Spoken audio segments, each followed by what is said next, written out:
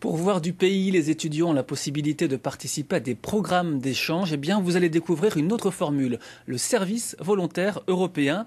Une expérience à laquelle participe Nevers en accueillant des jeunes et en aidant des Bourguignons à partir. Rencontre signée Fabien Madigou et Régis Guillon.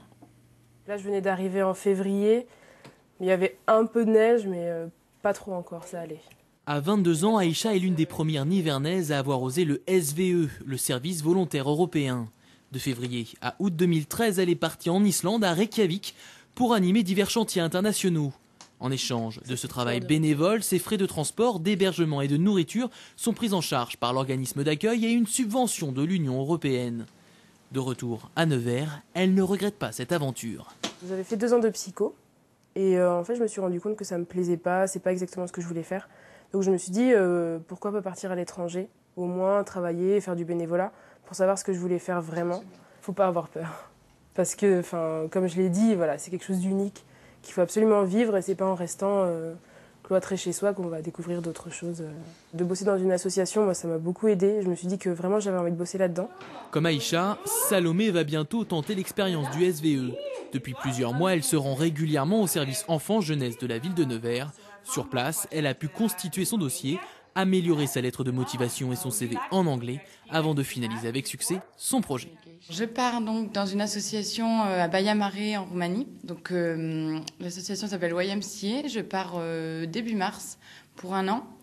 C'est une association qui s'occupe des enfants, donc qui leur propose des ateliers comme une crèche ou après l'école.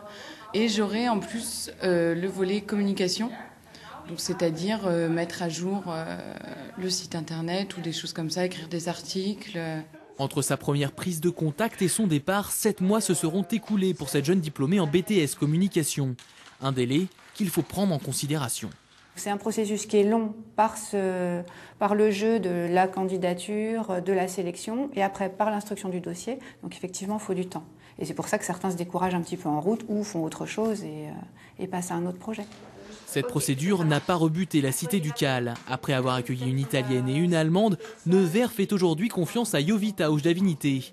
Cette volontaire lituanienne a pour mission d'aider les jeunes neversois à trouver des projets internationaux, mais pas que. J'ai organisé quelques événements interculturels.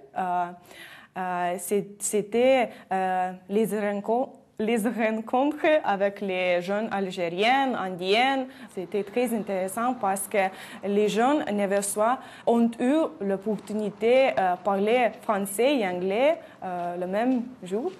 Grâce à ces événements interculturels, Salomé a pu faire la connaissance d'Aïcha. Réunies autour d'une même envie de s'ouvrir sur le monde, les 3 jeunes femmes se retrouvent à l'occasion pour partager leurs expériences passées et à venir.